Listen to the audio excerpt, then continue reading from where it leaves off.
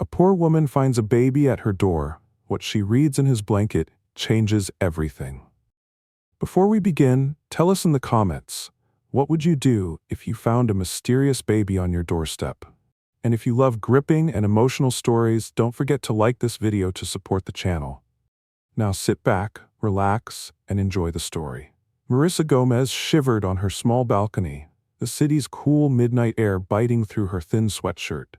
She lived in a rundown, 3-story brick building on the outskirts of Brookhaven, an area far from glamorous high-rises or leafy suburbs. Her cleaning job at the upscale Regent Hotel barely paid her bills. Lately, she debated which necessity to skip each month: power, food, or rent. Tonight, the flickering streetlight on the corner deepened her sense of unease. Money troubles, looming eviction, she felt like she was on the brink of a cliff. Still, she refused to call her sister for help. Vanessa already covers half my debts, Marissa told herself. I can't burden her anymore. Glancing at her phone, she saw it was past midnight. Tomorrow promised another grueling shift. She sighed, stepping back inside, determined to salvage a few hours of sleep. As she moved to lock her balcony door, a faint noise reached her ears, a rustling punctuated by a soft whimper. Marissa froze, heart pounding. She listened intently. Had a stray cat climbed onto her balcony? Curiosity, and a streak of empathy she couldn't quite squash, propelled her outside again. The whimper came from below, near the building's front stoop. Is that a baby? The notion made her skin prickle. She'd never heard an infant cry outside at this hour. Without hesitating, she grabbed her keys, tossed on a worn jacket, and hurried down the dimly lit interior stairs. In the ground floor hallway, she tripped over loose carpeting, cursing softly. At the door, she peered through the window, squinting at the stoop. Then she flung it open, stepping into the chill. A single porch light barely illuminated the concrete steps. She scanned the darkness. On the top step, nestled in a tattered blanket, was a baby, no more than a few months old, eyes shut, face scrunched as if about to bawl. Marissa's heart lurched at the sight. Instinctively, she scooped the child into her arms, feeling the trembling warmth through the thin blanket. What on earth? She breathed, adrenaline pumping. She glanced around, expecting some frantic parent to appear. The empty parking lot stared back, silent cars lined up. No footsteps echoed, no voices called out. Her eyes fell on a small piece of paper sticking out of the blanket. Carefully she unfolded it, reading the trembling scrawl. Please take care of him. His life is in danger. Don't let them find him. Marissa's heart thundered. She pressed the baby closer, trying to quell his growing whimper. Danger? Don't let who find him? She'd seen a few dramatic news stories about abandoned infants, but never imagined a real child shivering and alone on her doorstep. The note's ominous tone made her skin crawl. She considered calling 911. Yes, that's the logical step. The authorities could help. Yet a surge of protectiveness gripped her. The baby's cheeks, chilled from the night, made her think of how powerless he was. The note implied a threat beyond a typical abandonment. Is this child fleeing something bigger? She took a deep breath, retreating inside. In the narrow building lobby, the overhead bulb flickered. She rocked the baby gently, cooing, "Shh, you're safe. I've got you." Strange to speak such words. She was a 30-year-old woman barely holding her own life together, yet at this moment she was all this infant had. She hurried upstairs, baby cradled in one arm, fumbling for her phone. I'll call the police, she told herself. Maybe they'll connect me to Child Protective Services. But worry gnawed at her. What if the note is serious and some criminal finds him in foster care? In her tiny apartment, she turned on a single lamp, rummaging for anything baby-related. She had nothing. No diapers, no formula, no crib. The baby let out a soft cry. Panicking, Marissa grabbed a clean dish towel to pat his bottom. Not sure what else to do. She found an unopened water bottle and warmed it slightly in the microwave, saturating the corner of another towel as a makeshift feeding approach. Ridiculous, yes, but she had no immediate alternative. Then she paused. I should call the authorities. I can't provide for a baby. She dialed 911, heart pounding. The ring seemed endless. Finally, an operator answered, voice calm. Marissa haltingly explained she'd found an abandoned infant outside her building. Within minutes, a patrol car arrived, lights flashing but siren off. 2 officers knocked on her door. She admitted them, cradling the now sleepy baby. Officer Ramirez, a middle-aged woman with kind eyes, asked gentle questions about the discovery. Marissa handed over the cryptic note. Officer Ramirez read it, frowning. This is unusual. Normally, baby drop-offs come with a basic letter or no letter at all, not a threat warning. The second officer, a tall man named Griffin, scanned the hallway outside, presumably looking for clues. Do you know who might have left him? Ramirez asked softly. Marissa shook her head. I have no idea. I've never seen a baby around here. My neighbors are older or single folks. Officer Griffin returned, shrugging. No footprints or cameras near the stoop.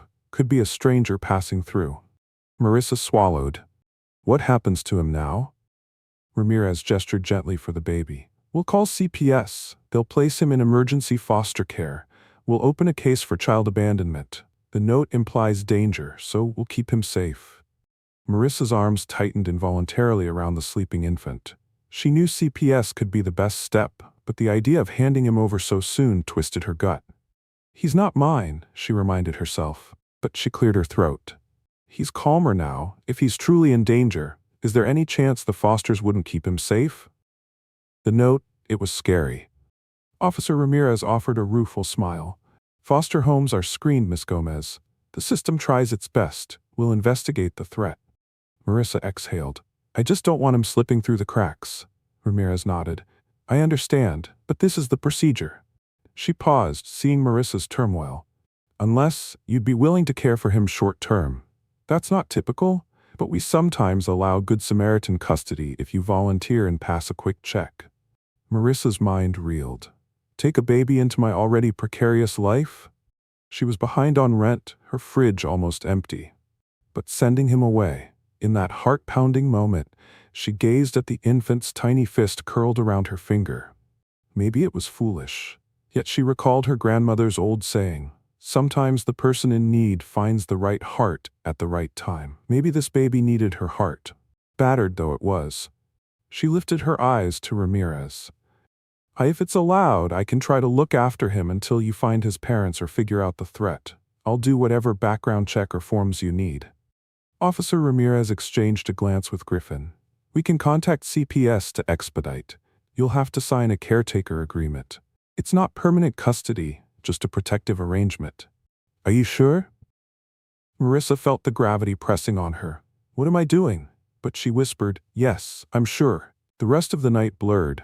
Officers called CPS, who confirmed they'd do a quick check. Marissa provided her ID, references, and a meager financial statement.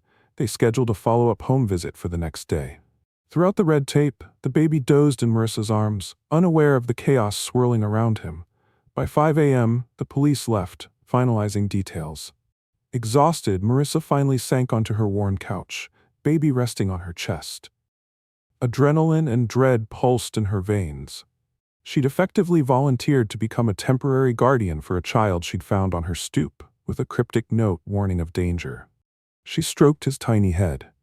You should have a name, she thought, but the note gave none. Perhaps she'd call him Little Guy until the authorities discovered more. This can't be forever, she told herself, half to reassure her panic. I'll keep him safe, then hand him over once it's sorted. As dawn light crept through the curtains, she whispered, I won't let anything bad happen to you. Sometime later she dozed off, the baby's soft breaths against her heart. Outside, the city roused to another ordinary day, blissfully ignorant of the strange, fateful bond forming in a cramped apartment on the edge of Brookhaven. Sunlight washed over the peeling wallpaper in Marissa's living room when she woke to the baby's faint cries. Her back ached from sleeping upright on the couch. Disoriented, she blinked at the unfamiliar bundle in her arms. Oh God, this is real. She hurried to warm a bottle. Well, a rudimentary mix of microwaved water and leftover instant oatmeal in a cheesecloth because she still had no proper supplies. I need to buy formula, bottles, diapers, everything. That realization hammered her anxiety. She barely had enough money for rent. How can I afford baby essentials? Yet the baby's hungry mewling reminded her she had no choice. She improvised a feeding, then changed his makeshift towel diaper. Poor boy. She wished she knew his name, his story, anything. All she had was that cryptic note. She reread it, heart pounding. His life is in danger. Don't let them find him. Who was them? If she turned him over to the system fully, would they track him down? She shuddered, unsure if the threat was real or paranoid. But I promised I'd keep him safe, for now. She prepared for the CPS visit, straightening her place with one arm while holding the baby with the other. The mental image of her tidy one-bedroom was laughable. She'd need a miracle to impress any official. Sure enough, a woman from CPS arrived mid-morning, introducing herself as Miss Porter. She wore a polite smile, carrying a clipboard. Her eyes swept over the shabby apartment. Mismatched furniture, a small fridge humming loudly in the kitchenette, a few potted herbs dying on the windowsill. Miss Porter asked straightforward questions. Have you cared for an infant before? Do you have financial means to buy formula? Marissa answered honestly, voice trembling. She'd babysat her sister's kids once or twice. She had some savings, though minimal. Miss Porter's dispassionate expressions worried her. After examining the baby, confirming he looked healthy, albeit in need of proper supplies, Miss Porter sighed. This arrangement is highly unusual, Miss Gomez. Normally, we'd place him in foster care immediately, but Officer Ramirez vouched for your sincerity. And I see no immediate hazards in your home except limited resources. Marissa nodded, bracing for rejection. Ms. Porter continued, I'll allow a temporary caretaker agreement, but you must buy essential items and schedule a pediatric exam. We'll do weekly check-ins. If you struggle, we'll move him to a foster home. She paused. Are you sure you want this responsibility? Marissa's eyes locked on the baby's tiny hand gripping her finger. She swallowed her fear. Yes, I'll figure it out. I have to. Miss Porter offered a measured nod. Then I'll finalize paperwork. By next week, we might have leads on his identity. Meanwhile, keep him safe, and if anything suspicious occurs, call the police immediately. As soon as Miss Porter left, Marissa slumped onto the couch, relief and dread swirling. She had a fragile chance to care for him.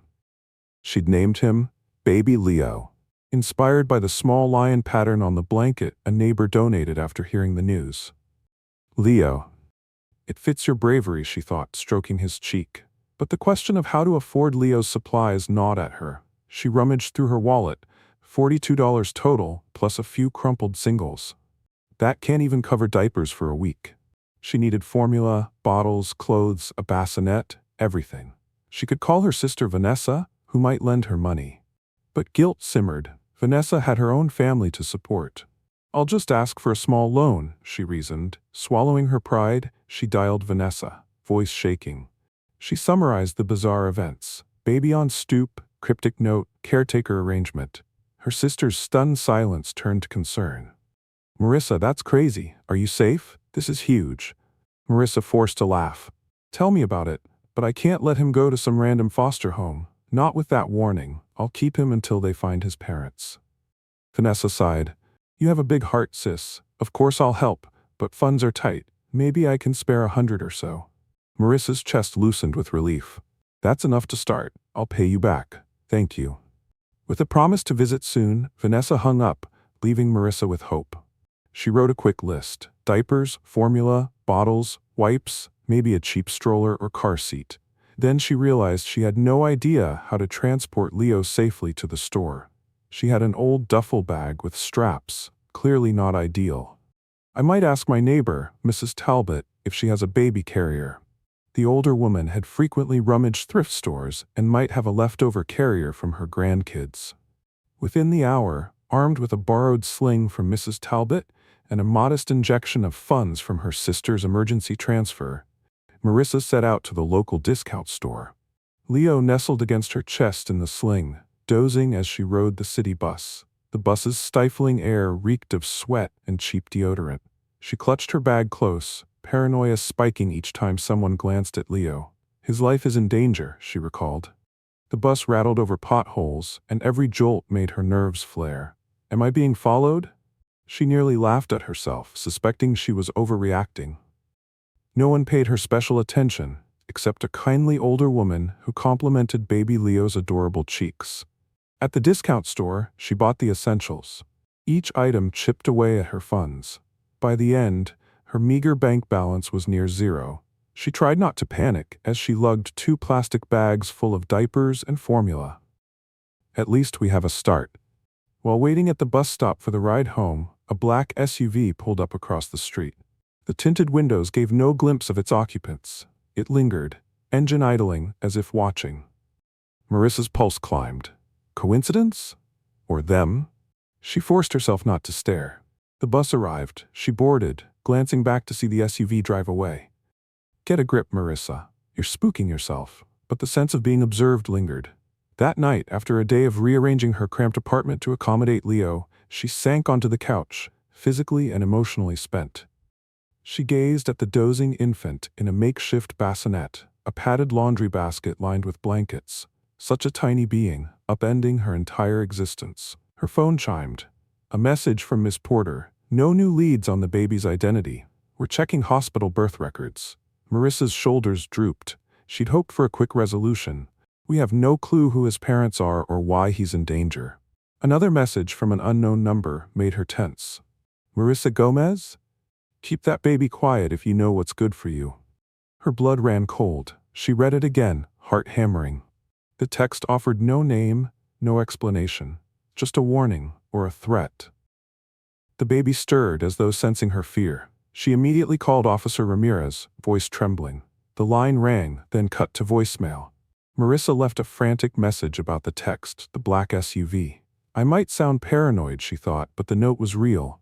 And so is this text. She typed a quick reply to Miss Porter, too, describing the threat. Her phone remained silent as she paced the living room. What if they already found me? She closed her blinds, locked the door. The building's cheap locks didn't inspire confidence. Could she flee with Leo? Where would she go? She had no money for a hotel or safer place. Leo's whimper jerked her attention. She knelt, scooping him up, rocking gently. You're just a baby, but your mere presence has someone spooked. She pressed a soft kiss to his forehead, tears burning her eyes. I won't let them hurt you. Eventually, she sank into an uneasy sleep on the couch. Leo cradled on her chest again. Dreams of shadowy figures chasing them haunted her. Each time she jolted awake, heart pounding. The night stretched on, a silent war between her fragile bravery and the unknown threat lurking beyond the walls. Morning arrived with no further texts or calls. Officer Ramirez eventually replied, urging her to forward the threatening message and promising to escalate it. Miss Porter, worried, suggested Marissa consider relocating if possible.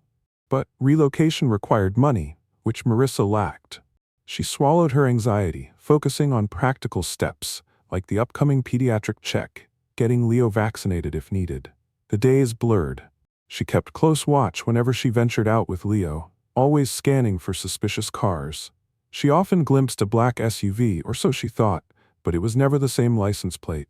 Possibly just a coincidence. Yet tension dogged her footsteps. One evening, nearly a week after finding Leo, she spotted an unmarked envelope slipped under her door. Inside was a single page. I know where you live. Leave the baby at Sacred Heart Church this Sunday night, or face consequences. Her hands shook violently, heart hammering. They want me to abandon Leo somewhere? Terror and anger flared. She pressed a palm to her mouth, feeling nauseated. A church, Sunday night, 2 days away. Why a church? Are they planning to snatch him from there? She clutched Leo, who gurgled softly as if sensing her dread. She whispered, What am I supposed to do? This was no idle threat. The menacing message implied these people could strike any time. But giving Leo up at some random location felt unthinkable, especially after the warnings. Her phone buzzed, a call from Officer Ramirez. Marissa answered, breath unsteady. Ramirez's tone was urgent. We traced that threatening text to a burner phone. No solid leads yet, but we suspect organized involvement. Please be cautious. We can set up a watch on your building if you want. Marissa's voice cracked. Yes, please. They left another note. They want me to drop Leo at a church. Ramirez hissed a curse. Don't do it. Let us handle this. We'll have an undercover car near your apartment, and Miss Porter can expedite the baby's protective custody if you prefer. Marissa realized that might mean losing Leo entirely. But fear for his life overshadowed her reluctance. He might be safer in official protective care, out of my decrepit building. Yet something told her if these criminals could track her, they might track foster placements too. That ominous note from the first night echoed, "Don't let them find him." Perhaps the system's database wouldn't remain hidden for long. She squeezed her eyes shut. "I don't know what to do." She whispered, "I'm scared." Officer Ramirez's voice softened. "I understand. We won't force you to relinquish him unless you want to, but we can coordinate protective measures. Don't be alone in this." Marissa exhaled, tears slipping free. "Okay. Let's set up a watch, see if we can draw them out." Ramirez agreed, ending the call with a promise to contact Miss Porter about increased security. Marissa stared at the envelope, rage simmering. How dare they threaten an innocent baby? She refused to surrender him to unknown predators. Cradling Leo, she vowed, "I'll protect you. I won't hand you over to them. Not now, not ever." Outside, the city lights blinked on, oblivious to the quiet war raging behind her locked apartment door. The next 2 days passed in a haze of tension. Officer Ramirez arranged for a plainclothes officer, Jenkins, to park an unmarked car down the street each evening. Marissa recognized Jenkins only by the subtle wave he offered from behind tinted windows. She felt safer, but not completely. The menacing group had eyes everywhere, it seemed. On Sunday, the day of the demanded drop-off, Marissa hardly slept. She paced, checking the hallway repeatedly. She told Miss Porter about the note, who urged caution. Marissa steeled herself, deciding not to comply with the criminals. That evening, as the sky darkened, she kept the lights off, perched by the window, Leo dozing in her arms. She watched for anyone approaching the stoop, any sign of a black SUV. Time crawled, midnight came. No one showed. She let out a shaky breath, relief mingled with dread. Perhaps they realized the police were involved, or maybe they'd bide their time. On Monday morning, as if life resumed normal pace, Miss Porter arrived for a scheduled check-in. She brought along a pediatric nurse, Miss Singh, who weighed Leo in Marissa's living room. Porter gave a small smile, seeing that Marissa had gathered enough formula and diapers. "You're doing well under tough circumstances," she said approvingly. Marissa mustered a grateful nod. "I just want him safe." They briefly discussed a more permanent arrangement. Miss Porter offered the idea of an official foster licensing track for Marissa. She hesitated. Her resources were scant, but if it means keeping him out of dangerous hands... Mid-conversation, a knock at the door startled them. Miss Porter exchanged a worried glance with Marissa. The knock sounded again, more insistent. Miss Porter stood, quietly motioning for the nurse to keep Leo calm. Marissa peered through the peephole. A man in a suit, carrying a leather briefcase, stood there. She opened the door a crack, chain still latched. "Yes?" he offered a thin smile. "Good afternoon. My name is Wesley Pierce. May I speak with Miss Marissa Gomez about the baby in her custody?" Alarm bells clanged in her head. "What's this about?" Wesley cleared his throat. "I represent a private party with an interest in the child's well-being." His gaze flicked behind her shoulder. "May I come in?" Marissa's gut twisted. Is he part of the threat? She tried to remain calm. Miss Porter stepped into view. "I'm with Child Protective Services. Do you have legal documentation?" Wesley's eyes narrowed. "I have a statement from the baby's mother. She wishes to reclaim him. She asked me to find him discreetly." Miss Porter frowned. "That's not how this works. The mother must contact CPS directly, prove identity, and file for custody." Wesley's polite mask slipped, revealing frustration. "Look, I'm trying to spare the mother embarrassment. She's from a wealthy family. She didn't realize the father was dangerous. She left the baby for his safety and now regrets it. She's ready to bring him home. Let's handle this quietly." Marissa's pulse raced, half listening as Miss the Smar. Porter demanded official documents. Could the mother truly want him back? If so, why the cryptic note about danger? Wesley rummaged in his briefcase, producing typed pages. Miss Porter scanned them, her expression hardened. "These are incomplete. No signature, no birth certificate. I can't release the child without verifying proof of parentage." Wesley bristled. "We have powerful resources. This delay is unacceptable. The mother is prepared to do a DNA test if needed. But we must have the baby today." "Absolutely not," Miss Porter said firmly. "File a formal petition with the court. That's the legal path." Wesley's nostrils flared. "I see. We'll do this the hard way." He shot Marissa a cold glance. "You'll regret making enemies with influential people." Then he spun on his heels, storming off. Marissa shut the door, heart pounding. Miss Porter's phone was already out. "I'll report this. That man basically threatened us." The pediatric nurse rocked Leo, who fussed at the tension. Marissa swallowed, reeling. The mother's representative? Or was this a ruse by criminals? She felt the weight of responsibility crushing her. Should I just let him go if the mother wants him? But that note said his father is dangerous. Miss Porter placed a hand on Marissa's arm.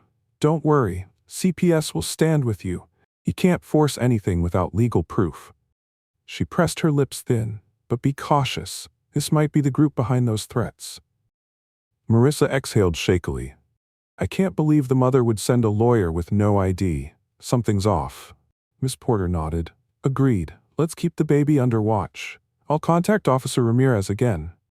She hesitated, compassion in her gaze. "You're doing the right thing, Marissa. Protect him until the real truth emerges." Days dragged into a second week of tension. Ramirez stationed more undercover officers at random intervals. Wesley Pierce never returned, but the black SUV sightings increased around the neighborhood. Twice, Marissa glimpsed suspicious men loitering near her building, scurrying off when she locked eyes with them. During this stressful time, she discovered the unexpected joys of caring for Leo. Each time he smiled or cooed, her heart fluttered with warmth. Late at night, she'd hold him in the glow of a single lamp, humming lullabies passed down from her grandmother. She even felt less exhausted, spurred by a sense of purpose. "He needs me." The bond grew deeper than she'd anticipated. Yet each new day hammered home the precariousness of their situation. Her landlord threatened eviction unless she paid the overdue rent. She scrambled extra shifts at the Regent Hotel, leaving Leo with Miss Talbot, or occasionally the newly assigned CPS volunteer caretaker, a friendly older woman named Dolores. "I can't keep this up forever," she told herself, frantic at the monthly bills. "But if I give up Leo, will he be safe?" In a rare lull, Miss Porter visited with an update. Hospital searches across nearby counties found no record of a newborn matching Leo's approximate age or description. Could he have been delivered privately or possibly out of state? One afternoon, her sister Vanessa came by with groceries. Vanessa cooed over Leo, amazed by how calm he was. "Look at you, Mama Marissa," she teased. "You seem different. Happier, maybe?" Marissa flushed. "It's odd. I'm scared to death, but I love him." She cradled Leo gently. "He's so innocent. I just want a stable future for him." Vanessa's expression softened. "I'll help as much as I can. If you choose to keep him longer, we'll find a way. But watch your back. That shady lawyer might escalate." Marissa nodded, tears brimming. "Thank you. I can't do this alone." That night, an unmarked police car was stationed outside again. Marissa felt mild reassurance, though her nerves remained taut. Around midnight, she was jolted from half-sleep by the shrill ring of her phone. She grabbed it, heart in her throat. The caller ID showed unknown. She answered, pulse racing. A male voice, low and menacing, spoke, "We told you to drop the baby at the church, and you defied us. Now you pay the price." She froze, adrenaline spiking. "Who are you?" A dark chuckle on the line. "You don't need to know, but I have a little surprise in your building's hallway. Maybe you should check it before it, spreads." The line went dead. Fear stabbed Marissa's gut. A surprise in the hallway? She peered at Leo sleeping in his laundry basket bassinet. Should I call Ramirez first? Acting on instinct, she dialed Ramirez but got no answer. She grabbed a small flashlight, locked her apartment door, and tiptoed into the dim hallway. The building's overhead bulb flickered ominously. A sickly smell wafted up. "What is that?" She crept forward, her flashlight revealing a sticky puddle of red liquid near the stairwell. Her stomach lurched, heart pounding. Blood? Then she realized it was paint. Bright red paint splattered across the walls, reading in large letters, "Traitor." Marissa's mouth went dry. They broke in? She spun, hearing footsteps on the floor above. Officer Jenkins was supposed to be outside, not inside. Is that Jenkins or someone else? She retreated, nearly tripping. The footsteps reached the landing. A hooded figure loomed, face obscured, something glinting in their hand. Marissa gasped, stumbling back. The figure advanced, brandishing what looked like a small knife. She froze, mind racing. They're here to scare me or worse. Before she could scream, a shout rang out from below. Police, drop the weapon. A flashlight beam cut through the gloom. The hooded figure cursed, spinning to flee upstairs. The officer, Jenkins, presumably, charged up, gun drawn. Marissa cowered against the wall, shaking. A scuffle ensued above, echoing with grunts and heavy footsteps. Then a slamming door, footsteps receding. Jenkins cursed. Marissa heard him radio for backup, barking about a suspect fleeing the building. She pressed a trembling hand to her chest, nearly hyperventilating. They tried to corner me, possibly kill me. Minutes later, a swirl of uniforms filled the hallway.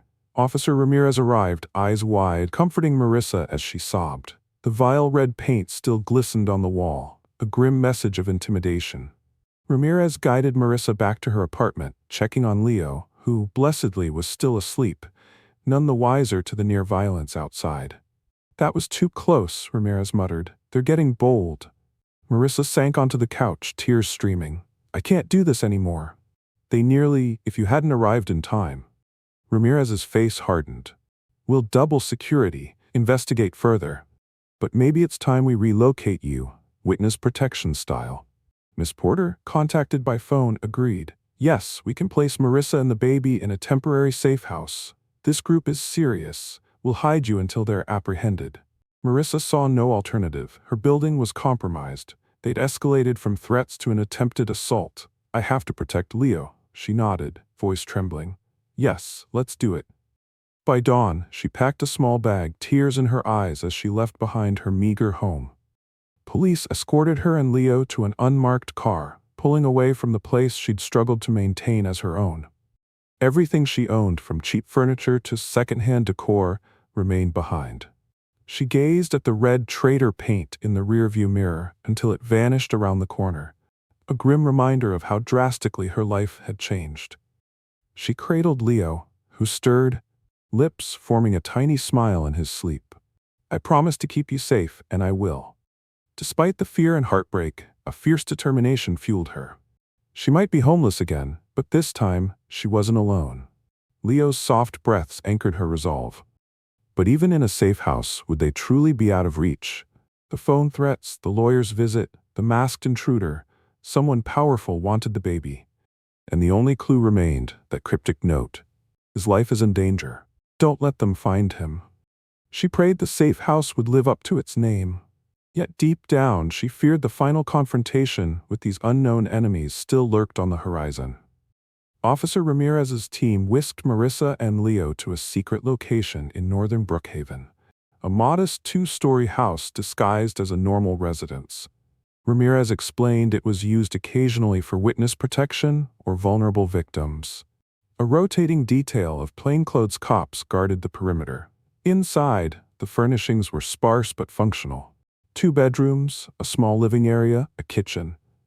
Marissa found it bizarre to consider this home for now. Miss Porter visited, ensuring the place had baby necessities. Marissa's hamper bassinet replaced by a borrowed crib, formula, and basic baby gear, courtesy of a local charity. The effort warmed Marissa's heart, though she couldn't shake the dread that overcame her each time she glimpsed the outside world through curtained windows. Days passed in relative quiet. She ventured no farther than the fenced backyard, holding Leo as he stared wide-eyed at the sky. The police details changed shifts discreetly, checking in. A second man, Officer Hall, introduced himself, patrolling at night. He told Marissa the investigation found no conclusive leads, but a suspicious shell company might connect to that lawyer Wesley Pierce. Ties to the Damien Delgado crime syndicate were rumored. Delgado, a known gangster, specialized in kidnapping and extortion. Could they want to ransom baby Leo, or silence him for an inheritance claim? One morning, Miss Porter arrived with news. We have a partial break. We found a woman matching Leo's approximate birth mother's description in the hospital files. Someone who checked in under a fake name, but left abruptly. We're verifying DNA from leftover records. If it's her, we might get a bigger picture of who the father is. Marissa clung to that hope. If the mother is forced into hiding from a dangerous father, it might explain the abandonment. She prayed the mother was a victim, not a villain. As Miss Porter left, she gave Marissa a supportive pat. Hang in there. We're close. That same afternoon, a knock startled Marissa. Expecting a police officer, she opened the door with caution. Instead, she saw a tall, thin woman in a crisp blouse, holding a baby blanket. The woman's dark hair framed her face in a severe bob. Confusion gripped Marissa. Who? I'm Sandra Delgado, the woman said quietly. Damien Delgado is my brother. I believe you have something of ours. She stepped forward, ignoring Marissa's attempt to slam the door. Don't worry, I'm unarmed. Marissa's breath caught. They found us? She tried pushing the door closed, but Sandra wedged a foot in. Let me talk, then I'll leave peacefully. Fear spiked. No officer was in sight. Did they slip past security? Shaking, Marissa demanded, How did you get in here? Sandra's lips curved in a bitter smile. We have resources. But calm down, I'm not here to harm the baby. Marissa's pulse thundered. Then why are you here? Sandra inhaled. Because he's my nephew, and I want to save him from my brother's wrath. May I come in? I promise, no violence. She raised empty hands. 1,000 thoughts clashed in Marissa's mind. This was insane. But if the father was indeed Damien Delgado, a notorious gangster, maybe Sandra was telling the truth about wanting to help. Should I call the cops right now? Her hesitation allowed Sandra to slip inside, shutting the door behind her. No need to alert your watchers, Sandra said softly, as if reading her mind. They're occupied. She sighed, scanning the sparse living room. So this is how they're hiding you. Marissa backed up, wishing she had a weapon. Leo lay in a small crib in the bedroom, unaware. Don't let her see him. Sandra gestured to the blanket in her hands, embroidered with a small crest. This belonged to my mother. My brother wanted it for, well, he believed if the child was truly ours, he'd be marked as Delgado property. Our mother's blanket is a family heirloom. Marissa barked a bitter laugh. Property? The baby is not property. Sandra's face twisted. I agree. That's why I'm here. Damien sees him as leverage. If the child was left on your stoop, it means the mother realized how dangerous Damien is. And she was right. He'd exploit the baby for power, possibly kill him if it suited his agenda. Her voice trembled. He's done worse to people who cross him. Marissa's stomach churned. So that's why the note said, don't let them find him? Because your brother wants him? Sandra nodded, eyes flickering with sorrow. Yes, he discovered the mother's pregnancy months ago. She fled. He's furious, thinking she betrayed him. Our father was a cruel man, raised Damien to view children as pawns or threats. If the child can't be controlled, it might be eliminated. A sickening wave of horror crashed over Marissa. So this entire fiasco might revolve around a gangster's paranoid possessiveness. Why approach me now? Sandra sighed.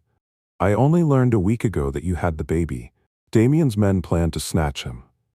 I tried to intercept them, which is why they grew more desperate. I want to get the baby overseas, far from Damien's reach. If you hand him to me, I'll smuggle him to a safe family friend. He'll live under a new identity. Marissa's heart pounded. So that's her plan. Spiriting Leo away, never to be found? She didn't fully trust Sandra, but the sincerity in her eyes was compelling. How do I know you're not just luring me into a Delgado trap? Marissa demanded. Sandra's shoulders slumped.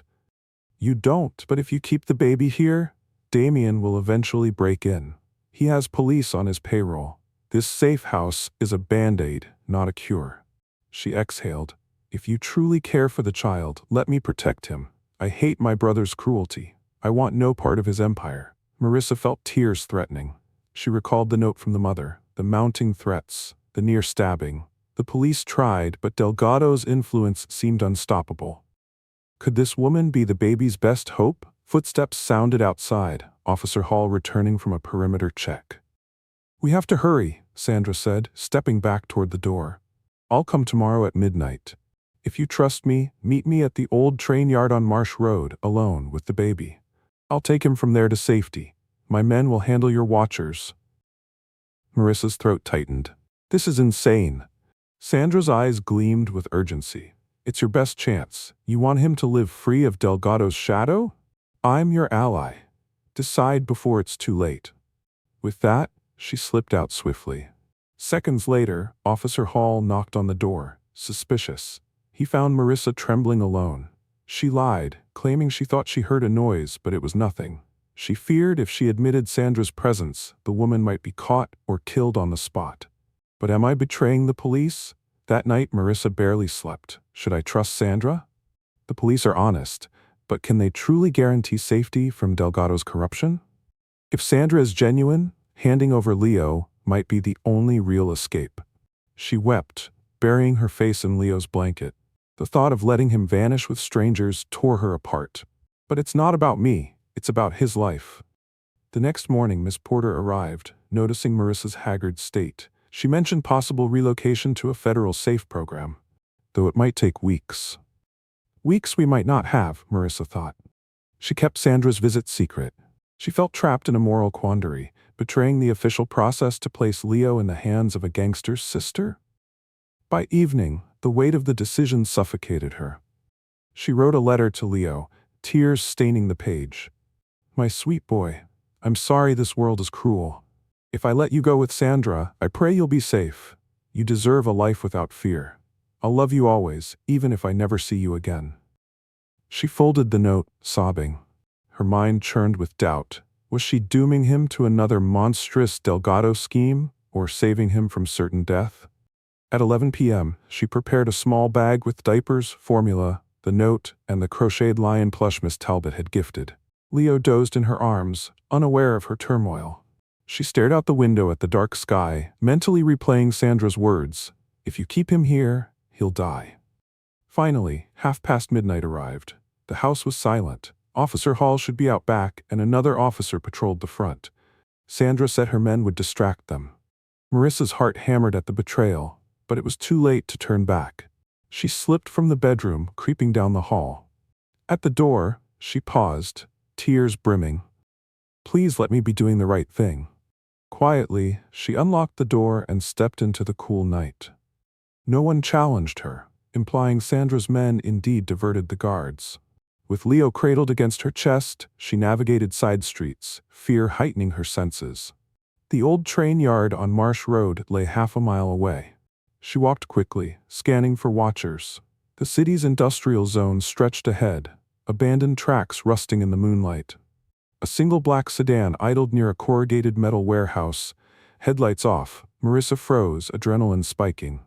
Then a figure emerged from the driver's seat, Sandra Delgado, dressed in a dark coat. Marissa approached cautiously, voice trembling. If you harm him, Sandra raised a palm, I swear on my mother's grave I'm saving him. She opened the sedan's rear door, revealing a woman in a scarf, presumably an accomplice. We have a route out of state, forging new IDs.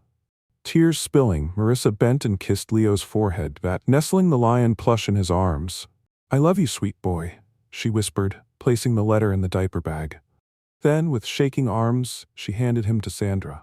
Sandra's eyes softened with genuine compassion. You're brave. Thank you for protecting him. I promise he'll be safe. If fate allows, you might see him again someday. Marissa's sob turned into a choked sob. She watched as Sandra climbed into the sedan, the engine ignited. A swirl of headlights swept across the warehouse walls, then the car rolled away into darkness, leaving Marissa alone. She collapsed to her knees on the cracked pavement, sobbing violently, consumed by heartbreak. Marissa remained kneeling on the cold pavement for a long minute, the weight of her choice crushing her. I gave him away. I abandoned him just like his mother did, only under different circumstances. She shuddered with grief. I couldn't protect him alone. This was the only way. At last, she staggered to her feet, tears still streaming. She forced herself to walk back to the safe house, every step feeling like a betrayal of the police who tried so hard to help her. But the system wasn't enough to stop Delgado. Now, returning empty-handed, how could she explain to Miss Porter, Officer Ramirez? As she neared the safe house, the distant wail of sirens pricked her ears. Fear spiked. Did something happen? She broke into a run. In the dim glow of the porch light, she saw the door ajar. The inside lights flickered. Oh no. She rushed in to find the living area ransacked, furniture overturned. Officer Hall lay on the floor, groaning, clutching a bleeding wound on his shoulder.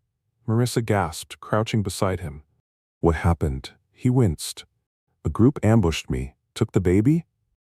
Her heart clenched. They think Delgado's men attacked, but I'd already given Leo to Sandra. I'm sorry. she stammered, guilt roiling. Are you okay? Hall nodded through clenched teeth. Bullet grazed me. He coughed, reaching for his radio. They got away. We need paramedics. Marissa's mind reeled. So Sandra's men must have forcibly diverted the police. This was no peaceful decoy. It was a violent ambush. Her stomach churned. Did she use lethal force? Is this the cost of saving Leo? She helped Hall call for backup, paramedics arriving swiftly. Officer Ramirez soon burst in, frantic. Where's the baby? She surveyed the carnage, eyes flaring. Marissa, did they take him? Tears welled in Marissa's eyes. She couldn't bring herself to lie. Yes, she whispered, voice trembling. They took him. A partial truth, but she couldn't reveal her role in willingly handing Leo over. How can I betray Sandra now, or risk Leo's new hiding place? Ramirez's face tightened with fury. I'm sorry. We'll track them. God, I can't believe they found you again. Are you hurt? Marissa shook her head numbly. More officers arrived, combing the house for clues, pulling security footage. Miss Porter raced over too, distraught. She embraced Marissa, who sobbed uncontrollably. We tried so hard, Miss Porter murmured, tears in her own eyes. That night stretched on with endless questions from the police. Marissa stuck to the story that armed men barged in, overcame the guard, and stole the baby. She described none of her secret meeting. She felt sick, but betraying Sandra's plan might risk Leo's new route. I'm protecting him from Delgado. She prayed this betrayal of trust would be forgiven if it guaranteed Leo's safety. Officer Ramirez, though sympathetic, eyed Marissa with suspicion. She asked pointedly, You didn't see anything at all? No conversation? No faces? Are you sure you stepped out only for a moment? Marissa shook her head, tears burned. I was in the backyard, and when I came back, everything happened. I'm sorry. Ramirez eventually relented, leaving her exhausted. Miss Porter insisted Marissa stay with her for the night, away from the ransacked safe house. Marissa agreed, numb from shock. Days became a blur of police updates. They found no leads on the men who took Leo. Miss Porter explained the case was now top priority. A baby's in criminal hands. We must get him back. Each well-meaning vow stabbed Marissa's conscience. He's not with criminals, he's with Sandra, she repeated in her mind. I hope. She spent nights at Miss Porter's modest apartment, sleeping fitfully on the couch. Vanessa visited, horrified by the situation. She too demanded answers, but Marissa clung to her partial truths. They took him, she'd say, voice hollow. I can't drag everyone into this secret. If Delgado finds out I lied, I might be endangering them. The weight of it all nearly broke her. One afternoon, about a week after Leo's disappearance, Miss Porter received a phone tip from an anonymous caller. She shared it with Marissa in the living room, tension evident. Someone claiming knowledge of baby Leo said he's safe, hidden far away from Delgado. They told us to stop searching, or else Delgado might find him for real. Marissa's heart jolted. Sandra? She might be sending a message. Miss Porter seemed baffled. This is bizarre. Could it be a hoax? Or maybe the criminals are taunting us? Marissa forced calm. Maybe. They want us to back off. She feigned uncertainty. Miss Porter sighed, frustration twisting her features. We can't just give up. But if the baby truly is safe, I don't know how to proceed. The police are at a standstill. In that moment, Marissa realized the official search would hit dead ends. Sandra, presumably, had arranged a thorough getaway. She felt relief that the tip suggested Leo was alive. He's out of Delgado's reach. That's what matters. Still, her heart ached with longing. I'll never see him again. She brushed away tears, turning to Miss Porter. If he's out of danger, maybe that's enough. We can only hope whoever took him isn't harming him. Porter nodded sadly. We'll keep the case open, but without leads. She trailed off, placing a gentle hand on Marissa's arm. I'm so sorry, you did everything you could. Marissa nodded, tears slipping. She whispered, He was precious. I hope he's happy. In the following weeks, life sputtered forward. Marissa returned to her cleaning job, drifting through each day with an ache in her chest. People asked about the baby she'd found. Rumors circulated about criminals kidnapping him. She gave polite, curt answers, unwilling to feed gossip. The police presence dwindled as the case went cold. Miss Porter eventually said the system declared the child missing and possibly taken by an organized group. We'll keep investigating, she promised, though her eyes showed resignation. Marissa's nightmares gradually eased, replaced by a melancholic emptiness. She missed Leo's weight in her arms, his sweet coos at dawn. She'd buy groceries, occasionally noticing baby formula on the shelf, feeling tears threaten. She'd walk by the discount store where she'd once purchased diapers with him, remembering the pride she felt caring for him. Now, the memory felt like a distant dream. Vanessa urged her to seek therapy. "You went through trauma," she said gently, "and lost someone you cared for." Marissa knew she was right, but therapy cost money. She soldiered on, bottling her emotions. In the quiet of her lonely apartment, she'd found a new rental in a safer area. She sometimes held the crocheted lion plush Miss Talbot gave for Leo, wondering if he still cuddled it, or if Sandra tossed it away. Please, let him have it. Let him remember me somehow. But each time the longing overwhelmed her, she remembered the cryptic note from the mother and the savage threats from Delgado's men. Better he's far away, safe, even if that means I never see him. That realization gave her some measure of peace. She'd chosen heartbreak over the possibility of seeing him harmed or killed. Months slipped by. The police occasionally updated her that the Delgado syndicate faced crackdowns, but the baby's whereabouts remained unknown. Miss Porter checked in less frequently, though they stayed in friendly contact. Over time, the city found a new scandal, a new crisis. The story of an abandoned infant on a stoop faded from headlines. Marissa lived on, forging a more stable life, paying bills diligently, avoiding trouble. Yet a quiet sorrow lingered. On nights when she couldn't sleep, she'd cradle that crocheted lion, whispering into the darkness, "Leo, wherever you are, be happy, I love you." And always, in the back of her mind, a faint hope flickered. Maybe one day she'd learn the truth, that he was indeed safe, thriving under a new identity, free from Delgado's tyranny. The memory of his sweet smile remained etched on her heart forever, fueling her determination to be kinder, braver, just as she'd been for him in his time of need. Thus, in a battered corner of Brookhaven, a woman who once felt powerless discovered her own strength in protecting a helpless child, even at great personal cost. And though the final pages of their shared story remained unwritten, Marissa found solace in having chosen compassion over fear. No threat or gangster's power could erase the love she'd given, or the precious bond formed in those brief, desperate weeks. Nearly a year after Leo's disappearance, Marissa was working an evening shift at the Regent Hell's housekeeping department. She took pride in how far she'd come.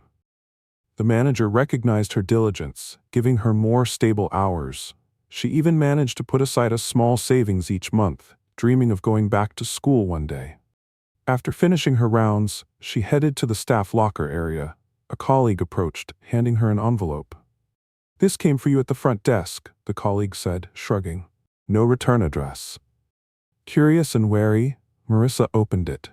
Inside was a single photograph, a toddler, clearly older than the infant she last saw, sitting on a bench, laughing, clutching a familiar crocheted lion plush. A faint palm tree stood in the background, suggesting a tropical location. At the bottom corner, a note in tidy handwriting read, "Leo is safe? Thank you." Marissa's breath caught, tears flooding her eyes. She pressed the photo to her heart, overcome by relief and joy. "He's alive, happy, and still has the lion I gave him." She inhaled a shuddering breath, gratitude pulsing through her. Sandra kept her promise. She tucked the photo away, tears of profound happiness slipping free. That one image dispelled months of doubt, confirming her sacrifice was not in vain. She whispered, "I love you, Leo," a smile trembling on her lips. Then, with renewed hope lighting her spirit, she stepped into the corridor, head held high, knowing in her soul that love indeed had triumphed over fear. If you like this story, be sure to give it a thumbs up. It really helps the channel grow. And if you enjoy stories that embraces your heart, don't forget to subscribe and turn on the notification bell so you never miss a new upload. I'd love to hear your thoughts on this one. Let me know in the comments what stood out to you the most. Thanks for watching, and I'll see you in the next story.